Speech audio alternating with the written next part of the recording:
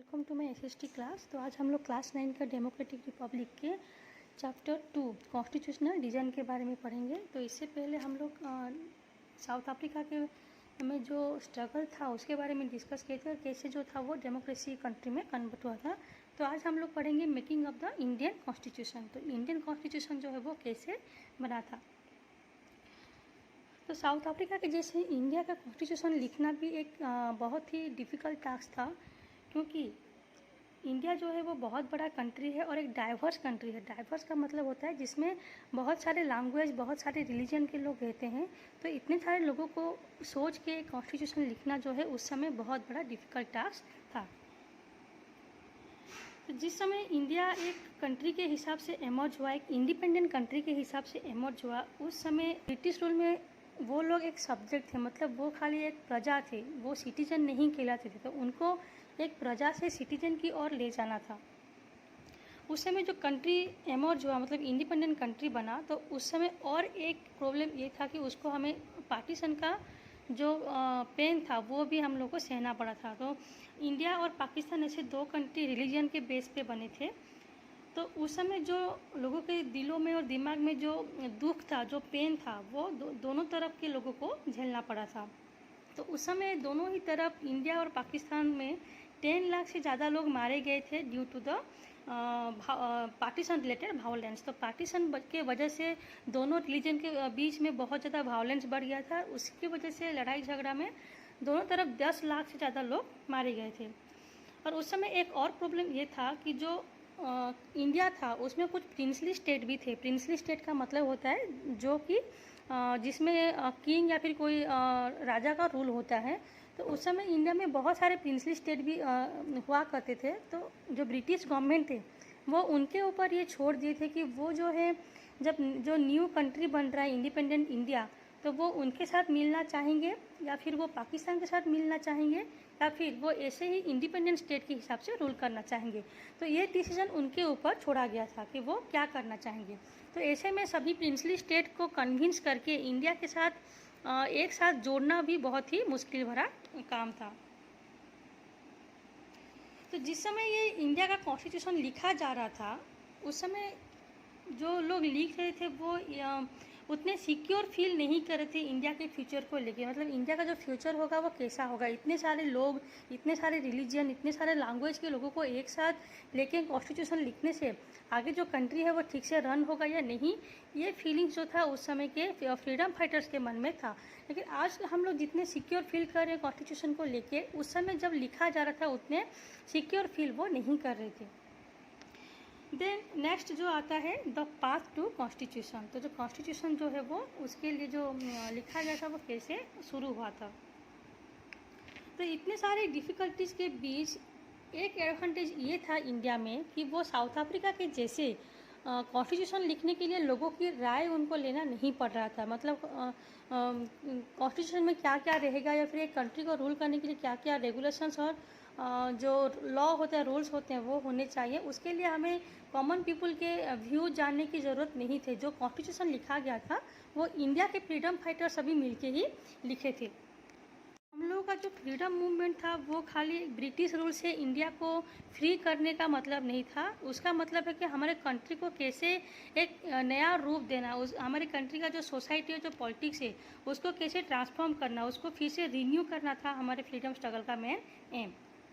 उस समय जब कॉन्स्टिट्यूशन लिखा जा रहा था बहुत सारे फ्रीडम फाइटर्स के बीच में भी सभी लोगों का जो व्यूज था बहुत ही अलग अलग था कि इंडिया का कॉन्स्टिट्यूशन जो है वो कैसा होना चाहिए, जो कि आज भी हम लोगों के व्यू में देखने को मिलता है। इतने सारे डिफरेंस के बावजूद भी कौन सा आइडिया, मतलब कुछ बेसिक आइडिया जो कि पूरे कंट्री के लिए सही होता है उसको ही लिया गया था, जो कि सभी लोग उसको खुशी खुशी एक्सेप्ट कर पाएंगे। उस तरह के कुछ बेसिक आइडियाज़ को लेके कॉन्स्टिट्यूशन लिखा गया था। तो आज से 1928 में जब मोतीलाल नेहरू और अदर बाकी के कांग्रेस लीडर जो थे वो कॉन्स्टिट्यूशन लिखने के लिए एक ड्राफ्ट प्रिपेयर किए थे। तो 1928 में मोतीलाल नेहरू और बाकी के 8 कांग्रेस लीडर मिलके कॉन्स्टिट्यूशन के लिए एक ड्राफ्ट प्रिपेयर किया था। तो ड्राफ्ट मतलब उसका जो मॉडल होता है कैसा रहेगा वो प्रिपेयर किया गया था। उसके बाद 1931 में कराची में जब कांग्रेस लोगों का मीटिंग हुआ था तो उसमें वो रिजोल्यूशन दोनों तरफ जो जितने भी लीडर्स थे उसमें रिजोल्यूशन पास हुआ था। और बहुत सारे वैल्यूज़ के ऊपर डिस्कस होने के बाद कुछ बेसिक वैल्यूज़ के ऊपर सब लोग राजी हुए थे। और वो बेसिक वैल्यूज़ है यूनिवर्सल एडल्ट फ्रेंचाइज। तो उस समय जो था यूनिवर्सल एडल्ट फ्रेंचाइज का जो आइडिया था वो बोला गया था कि सभी लोगों को वोटिंग राइट्स दिया जाए। Then right to freedom and equality, सभी लोगों को फ्रीडम का राइट्स मिले एंड सभी लोग जो है लॉ के सामने एक बराबर रहें, all are equal before the law. And जो राइट्स ऑफ माइनॉरिटीज़ होते हैं, जो लोग की माइनॉरिटी का मतलब है जिनका जो संख्या होता है, अमाउंट होता है, पॉपुलेशन होते हैं जो कम होते हैं, उनको बोलते हैं माइनॉरिटी। तो कुछ माइनॉरिटीज़ के जो राइट्स होते हैं उनको सिक्योर किया जाए, प्रोटेक्ट किया जाए। तो ये सब कुछ बेसिक वैल्यूज़ थे क्योंकि उस समय सभी लीडर्स इसको एक्सेप्ट किए थे। और उसके हिसाब से ही कॉन्स्टिट्यूशन असेंबली जो उस समय मीटिंग बुलाए थे, इस आधार पर सब लोग राजी होकर कॉन्स्टिट्यूशन लिखने के लिए हामी भरे थे। तो जिस समय ब्रिटिश रूल इंडिया में चल रहा था तो ब्रिटिश लोग जिस तरह से रूल कर रहे थे इंडिया में, उसी से इंडिया को बहुत ज़्यादा सीख मिला था कि वो कैसे इंडिया के कॉन्स्टिट्यूशन को प्रिपेयर करें। क्योंकि उस समय जो था ब्रिटिश लोग वोटिंग राइट्स खाली कुछ ही लोगों को दिए थे, सभी लोगों को वोटिंग राइट्स नहीं मिला था। और जब उनका जो लेजिस्लेचर था वो भी बहुत ही ज़्यादा वीक लेजिस्लेचर था। तो इलेक्शन जब 1937 में हुआ था वो भी खाली कुछ ही प्रोविंशियल लेजिस्लेचर में हुआ था। और जो मिनिस्ट्रीज था उस ब्रिटिश इंडिया का कुछ कुछ एरिया में ही वो इलेक्शंस हुए थे। तो ये जो एक्सपीरियंस था इंस्टीट्यूशंस का, या फिर जो वोटिंग राइट्स कम लोगों को मिलना, या फिर जितने भी वीक लेजिस्लेचर ब्रिटिश लोग ने बनाए थे इंडिया में, उसी से इंडिया लोगों को सीख मिला कि उनका जो कॉन्स्टिट्यूशन होगा वो कैसा रहेगा, मतलब इन्हीं सभी प्रॉब्लम्स को वो कैसे सॉल्व करेंगे, उसके ऊपर जो कॉन्स्टिट्यूशन जो था ज़्यादा फोकस किया गया था। तो जो कंट्री को न्यू इंस्टीट्यूशन सेटअप करने में ज़्यादा प्रॉब्लम नहीं हुआ, उन्होंने खुद ही अपना इंस्टीट्यूशन सेटअप किए थे।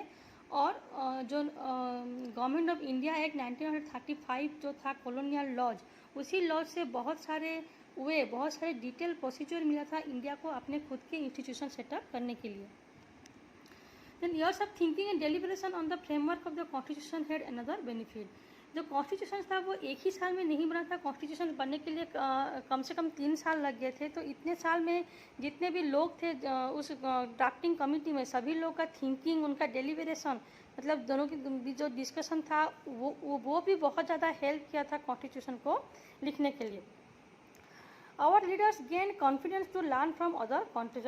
हमारे जो लीडर्स थे वो लोग बाकी के कंट्री से भी बहुत कुछ, जैसे कि फ्रेंच रिवॉल्यूशन से उनको बहुत कुछ आइडिया मिला था कि जो फ्रेंच रिवॉल्यूशन हुआ वो क्यों हुआ था, लोगों के डिमांड्स क्या थे। तो वही सभी पॉइंट्स को सोच के वो लोग ये सोचे कि अगर ये सभी इंडिया में लागू किया गया तो इंडिया का फ्यूचर क्या होगा। तो ऐसे बहुत कुछ अलग अलग कंट्री का आइडिया जो है उससे ही बहुत सारा पॉइंट्स मिला था इंडिया के कॉन्स्टिट्यूशन को लिखने के लिए।